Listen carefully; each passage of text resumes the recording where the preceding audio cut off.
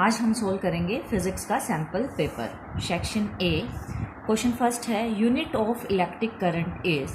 Electric current की जो unit है वो होती है एम्पियर। वोल्ट की अगर हम बात करें तो वोल्ट जो है वो ऐसा यूनिट होती है पोटेंशियल डिफरेंस की।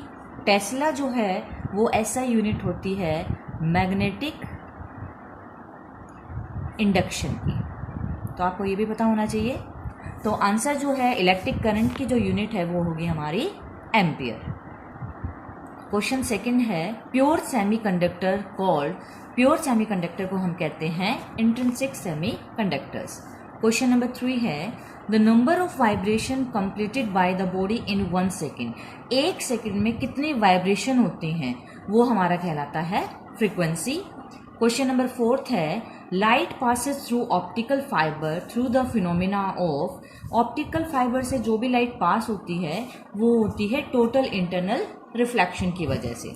नेक्स्ट क्वेश्चन नंबर 5 है total kinetic energy of all the particles of the body.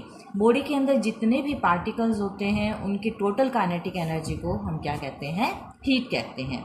Next है unit of electric power is. Power की जो ऐसा यूनिट है वो होती है वोल्ट। जूल जो है वो होती है ऐसा यूनिट एनर्जी की। मीटर जो है वो ऐसा यूनिट होती है लेंथ की। ओम जो है वो ऐसा यूनिट होती है रेजिस्टेंस की। तो ये सारे आपको पता होना चाहिए, एग्जाम में कोई भी आ सकता है।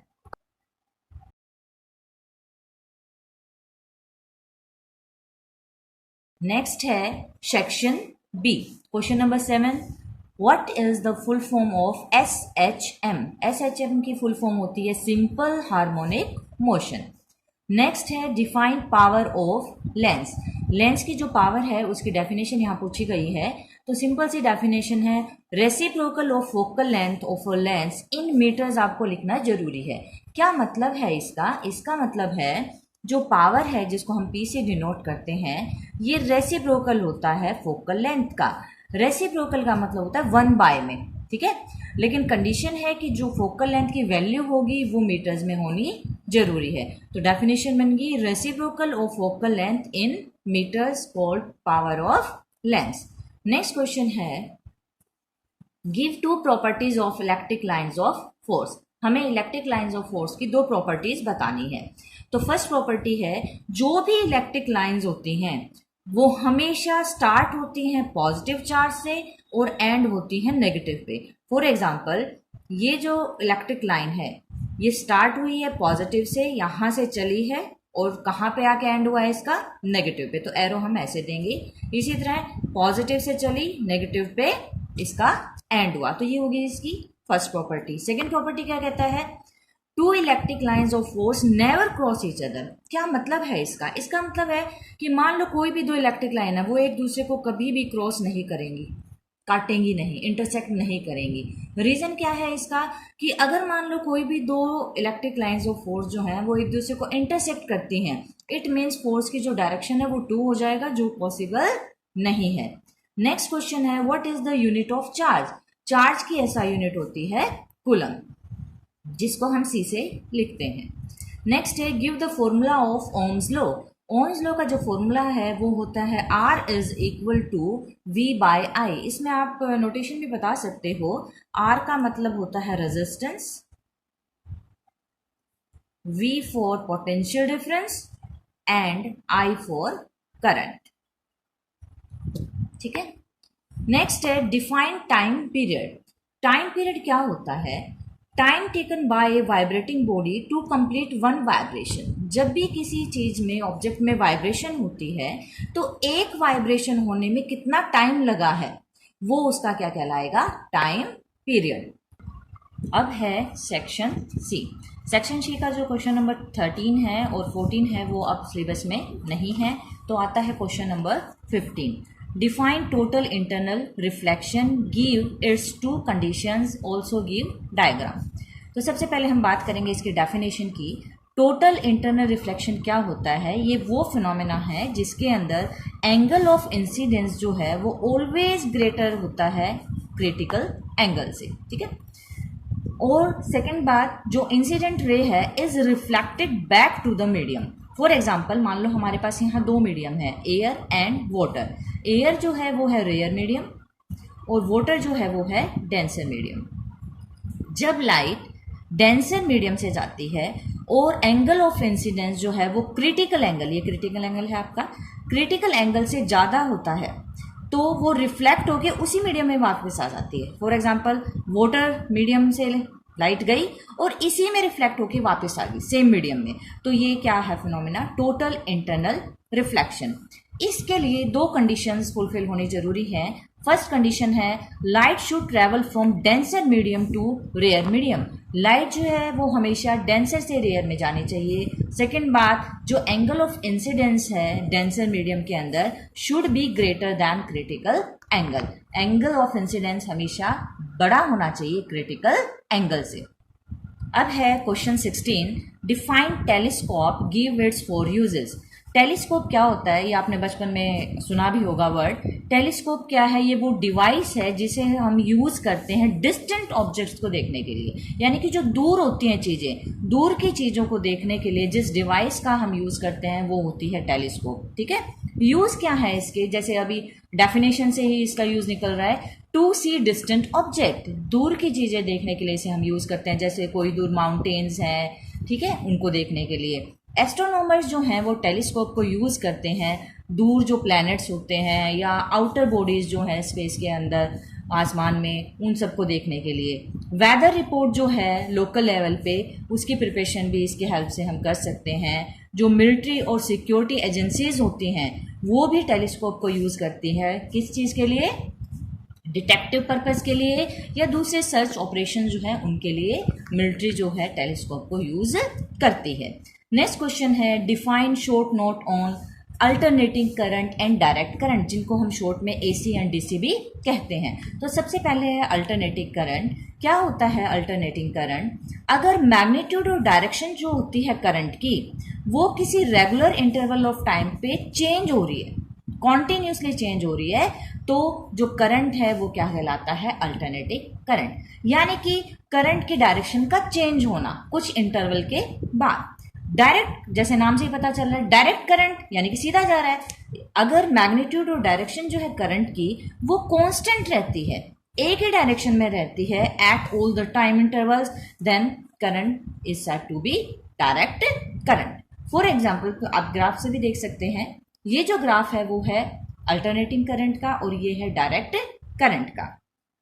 इसके अंदर अगर हम गौर से देखें तो जो डायरेक्शन है पहले यहाँ ऊपर है फिर नीचे, यानी कि चेंज हो रही है अप एंड डाउन। यहाँ बात करें तो डायरेक्शन एक ही है, डायरेक्ट के अंदर जो डायरेक्शन और मैग्नीट्यूड है, मैग्नीट्यूड का मतलब उसकी क्वांटिटी वैल्यू, वो क्या रहती है, कांस्टेंट रहती है। नेक्स्ट है question number 18, define diamagnetic, ferromagnetic and paramagnetic substance, give example of each. तो सबसे पहले हम बात करते हैं डायमैग्नेटिक सब्सटेंस का। क्या होता है डायमैग्नेटिक सब्सटेंस, वो सब्सटेंस जो फेबली रिपेल्ड होता है मैग्नेट से, फेबली का मतलब होता है वीकली, ठीक है। फॉर जैसे आप छोटे से डायग्राम से समझो, मान लो ये एक होर्शू मैग्नेट है, तो वो सब्सटेंस जो वीकली रिपेल होते हैं, रिपेल का मतलब इससे दूर जाना, ठीक है, तो वो सब्सटेंस कहलाएंगे diamagnetic substance. For example copper, gold and silver. Ferromagnetic substance क्या होते हैं, वो सब्सटेंस जो स्ट्रांगली अट्रैक्ट होते हैं मैग्नेट की तरफ। जैसे ये मैग्नेट है हमारा, तो इसके पास स्ट्रांगली चीजें अगर जाएंगी कोई, तो वो क्या है, फेरोमैग्नेटिक सब्सटेंस। जैसे तो आपको पता है कि आयरन जो है, लोहा जो है, वो चुंबक की तरफ बहुत जल्दी अट्रैक्ट होता है, ठीक है, तो आयरन जो है वो क्या होगा, फेरोमैग्नेटिक सब्सटेंस। आयरन है, कोबाल्ट है, निकल है, तो ये सारे किस कैटेगरी के अंदर आएंगे, फेरोमैग्नेटिक सब्सटेंस, जिसके अंदर सब्सटेंस जो है वो स्ट्रांगली अट्रैक्ट होते हैं मैग्नेट से।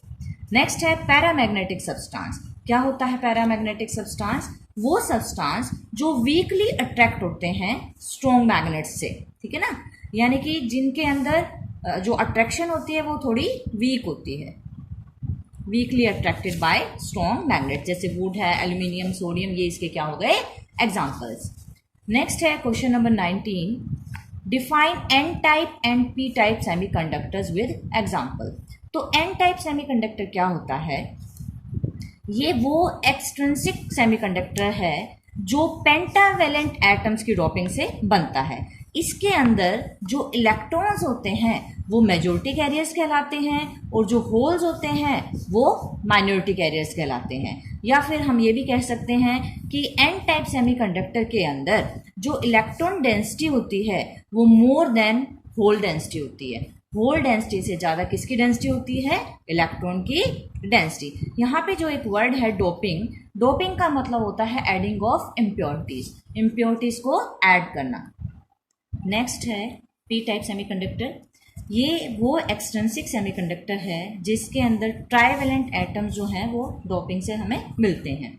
इसमें होल्स की मेजॉरिटी होती है और इलेक्ट्रॉन की माइनॉरिटी। जस्ट अपोजिट है एन टाइप से। अगर डिफरेंस भी आ जाता है एग्जाम में पी टाइप और एन टाइप के अंदर, तो आप डिफरेंस में भी ये लिख सकते हैं एन टाइप के अंदर जो इलेक्ट्रॉन्स है वो मेजॉरिटी कैरियर्स होते हैं, लेकिन यहाँ क्या होते हैं पी टाइप में होल्स मेजॉरिटी कैरियर्स होते हैं और इलेक्ट्रॉन माइनॉरिटी कैरियर्स। इसके अंदर होल की जो डेंसिटी है वो ज़्यादा होती है इलेक्ट्रॉन की डेंसिटी से। डायग्राम आप देख लेना।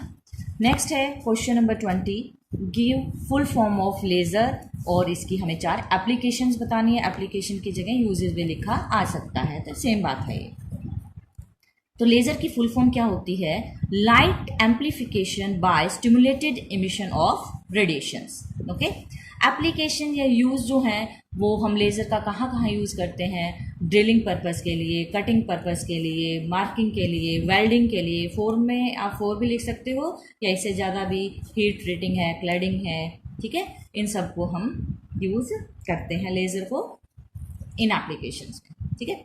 कटिंग पर्पस वगैरह आपने सुना भी होगा, लेज़र में ब्रेक कर देते हैं लेज़र का यूज़ करके चीज़ों को। नेक्स्ट है calculate the total resistance when the resistance R connected in series. तो ये 2 होते हैं, एक तो होता है कनेक्शन सीरीज के अंदर और एक होता है कनेक्शन पैरेलल के अंदर। तो एग्जाम में सीरीज या पैरेलल दोनों में से किसी एक की डेरिवेशन आ सकती है। तो यहाँ हमारा जो क्वेश्चन है उसके अंदर रेजिस्टेंस जो है वो कनेक्ट है सीरीज के अंदर। सीरीज का मतलब होता है एंड टू एंड कनेक्ट होना, यानी कि एक रेजिस्टेंस यहाँ खत्म होता है तो वहीं से सेकंड स्टार्ट है और वहीं से फिर देन थर्ड। तो ये जो 3 रेजिस्टेंस हैं वो किस में कनेक्ट हैं? सीरीज के अंदर। तो हम कंसिडर कर लेते हैं कि हमारे पास 3 रेजिस्टेंस हैं R1, R2 और R3, जो किस में कनेक्ट हैं? सीरीज में। और ये जो बैटरी के साथ कनेक्ट हैं, इस बैटरी की जो वोल्टेज है वो हमने क्या लेट कर ली है? V, और I हमने माना है करंट, जो इस सर्किट में से क्या हो रहा है? फ्लो हो रहा है। ओके, जब भी हम सीरीज की बात करेंगे तो आपको 2 बातें सीरीज के अंदर कनेक्शन के अंदर ध्यान रखनी है। नंबर 1, सीरीज के अंदर जब भी रेजिस्टेंस होते हैं तो करंट जो होता है ना वो ऑलवेज सेम होता है। यानी कि मान लो लेट अस सपोज कि इस रेजिस्टेंस में से जो करंट है वो 10 एम्पियर जा रहा है, तो R2 और R3 में से भी करंट जो है 10 एम्पियर ही फ्लो करेगा। यानी कि सीरीज के अंदर जो करंट होता है उसकी वैल्यू ऑलवेज इक्वल होती है, बट जो वोल्टेज होती है वो इंडिविजुअली सबकी अलग अलग होगी, यानी कि जो वोल्टेज है वो डिफरेंट होती है। इसके अलोंग V1, R2 के अलोंग हमने वोल्टेज मानी है V2 और R3 के अलोंग हमने जो वोल्टेज है वो मानी है V3। According to Ohm's law, हमने ओम्स लॉ पढ़ा है, तो ओम्स लॉ क्या होता है? R is equal to V by I। Resistance जो है वो रेशियो होता है V का और I का। तो यहाँ से हम V की वैल्यू निकालेंगे अगर, तो क्रॉस मल्टीप्लाई हो जाएगा, तो V किसके इक्विवेलेंट आ जाता है? I multiply R। अब वोल्टेज अक्रॉस R1, अभी हमने डायग्राम में देखा R1 के अलोंग जो वोल्टेज है वो V1 है, तो यहाँ पे V की जगह अगर हम V1 लिखते हैं तो फॉर्मूला क्या हो जाएगा? V1 is equal to I into में R1।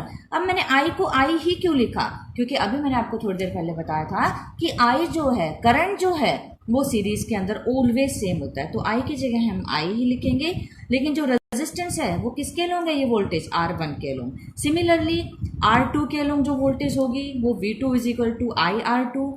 R3 के अलोंग जो वोल्टेज होगी वो V3 is equal to I R3। अब हमें पता है कि जो टोटल वोल्टेज है बैटरी की वो V है, तो जो टोटल वोल्टेज होगी वो इंडिविजुअली जो वोल्टेज है उनके सम के इक्वल तो होगी। तो जो टोटल वोल्टेज V है वो किसके इक्वल होगी? V1, V2 plus V3। अब हमारे पास 4 वैल्यूज़ हैं, V, V1, V2 and V3। इन चारों वैल्यूज़ को हम पुट कर देंगे इन चारों की जगह। तो जो V है उसकी जगह हमने IR V1 IR1, IR2 and IR3। इन सब में से I जो है वो कॉमन आ रहा है, कॉमन ले लेंगे, दोनों तरफ से सेम क्वांटिटी जो है करंट वो कैंसिल हो जाएगा। तो जो टोटल रेजिस्टेंस आता है वो किसके इक्विवेलेंट आएगा, R1 plus R2 plus R3, यानी कि total resistance is equal to sum of individual resistance. अगर मान लो हमारे पास 4 रेजिस्टेंस होते तो R किसके इक्विवेलेंट आ जाता, R1 plus R2 plus R3 and plus R4। Next है question 22, define transverse and longitudinal waves, give example of each. क्या होता है ट्रांसफर वेव? ट्रांसफर वेव्स के अंदर जो पार्टिकल्स होते हैं मीडियम के, वो वाइब्रेट करते हैं at right angles to the direction of propagation of the wave. क्या मतलब है इसका? इसका मतलब है जैसे मान लो ये एक ओरिजिनल पोजीशन है, ओके। अब इस पोजीशन से जो पार्टिकल्स हैं up and down, right angle पे ऊपर नीचे क्या करते हैं, वो वाइब्रेट करते हैं। तो इस तरह की जो वेव फॉर्म होती है उन्हें हम कहते हैं transverse wave. For example waves in rope, जैसे एक रस्सी को एक तरफ से हमने पकड़ लिया और उसको जब हम हिलाएं, एक तरफ से फिक्स कर दिया किसी स्पोर्ट के साथ, और दूसरी तरफ से पकड़ के जब उसे हिलाएंगे तो इस तरह की वेव बनेगी। तो वो जो वेव हैं वो होंगी हमारी ट्रांसवर्स वेव्स। और मान लो हमारे पास एक पोंड है, ठीक है, हमने उस पोंड पे एक पत्थर फेंका, तो पत्थर फेंकने पे जो लहरें बनती हैं ऊपर नीचे इस टाइप की लहरें बनेंगी, तो वो भी क्या है, किसका एग्जांपल्स हैं, ट्रांसवर्स वेव्स का। नेक्स्ट है लॉन्गिट्यूडनल वेव्स। क्या होता है, इसके अंदर जो पार्टिकल्स होते हैं मीडियम के, वो वाइब्रेट करते हैं बैक एंड फोर्थ का मतलब है आगे पीछे, ठीक है, to the direction of propagation of the wave. जिस डायरेक्शन में वेव जा रही है उस डायरेक्शन में जो पार्टिकल्स हैं वो आगे पीछे वाइब्रेट करते हैं, तो उस टाइप की वेव जो है वो कहलाती है लॉन्गिट्यूडनल वेव्स। फॉर एग्जाम्पल जो भी साउंड वेव है जो हमें सुनाई देता है, साउंड वेव जो होती हैं एयर के अंदर, वो किसका एग्जाम्पल है, लॉन्गिट्यूडनल का। साथ के साथ स्प्रिंग है, जैसे पेन जो होते हैं हमारे, उनके अंदर भी कई पेन्स में स्प्रिंग होते हैं, तो स्प्रिंग को जब हम खींचते हैं तो कहीं से वो जो लेयर्स हैं वो पास होती हैं, कहीं दूर होती हैं, तो इस टाइप से कॉम्प्रेशन और रेयरफेक्शन भी इसमें बनता है। अगर हम बात करें ट्रांसवर्स की, तो इसमें बनता है क्रस्ट एंड ट्रफ, इसमें बनता है कॉम्प्रेशन एंड रेयरफेक्शन। क्या होता है कॉम्प्रेशन एंड रेयरफेक्शन? जहां पे लेयर्स पास होती हैं वो पार्ट कहलाता है कॉम्प्रेशन, जहां पे लेयर्स दूर होती हैं वो पार्ट कहलाता है रेयरफेक्शन।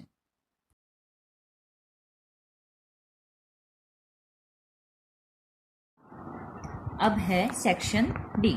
सेक्शन डी का जो क्वेश्चन नंबर 23 है वो अब आपके सिलेबस में नहीं है। क्वेश्चन 24 है, explain conductors, insulators, semiconductors on the basis of energy level diagram. तो इसमें से आपको क्या करना है, ये लॉन्ग क्वेश्चन है तो इनके बारे में कुछ डेफिनेशंस बतानी है और इनका डायग्राम भी ड्रॉ करना है। तो सबसे पहले हम बात करेंगे कंडक्टर्स की। तो कंडक्टर्स क्या होते हैं? कंडक्टर्स वो मटेरियल होते हैं जिनके पास पेलेंटी ऑफ फ्री इलेक्ट्रॉन्स होते हैं, यानी कि फ्री इलेक्ट्रॉन्स बहुत ज़्यादा होते हैं, ठीक है। एक material is said to be conductor. कोई भी मटेरियल जो है वो कंडक्टर कब कहलाता है?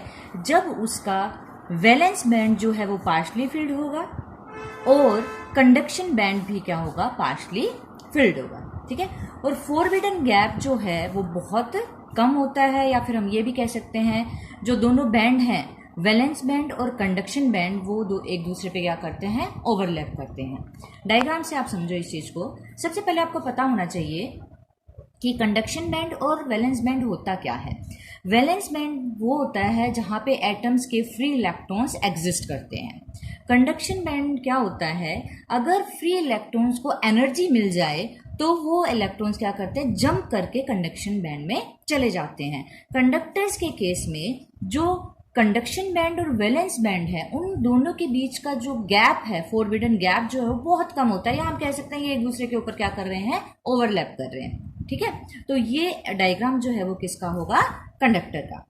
नेक्स्ट है इंसुलेटर। इंसुलेटर वो मटेरियल होता है जिसका वैलेंस बैंड तो कंप्लीटली फिल्ड होता है और कंडक्शन बैंड एम्प्टी, खाली होता है। जैसे ये डायग्राम है, इसके अंदर जो वैलेंस बैंड है यहाँ पे तो इलेक्ट्रॉन्स सारे होंगे, कंप्लीटली फिल्ड होगा, लेकिन जो कंडक्शन बैंड है वो क्या होगा, एम्प्टी। और हम ये कह सकते हैं जो एनर्जी गैप है दो बैंड्स के बीच में वो 5 इलेक्ट्रॉन वोल्ट या उससे ज़्यादा होता है। और ये जो फॉरबिडन गैप है इंसुलेटर्स के अंदर, वो गैप क्या होता है, ज़्यादा होता है। ठीक है, इतना ज़्यादा होता है कि can't be covered by increase in temperature.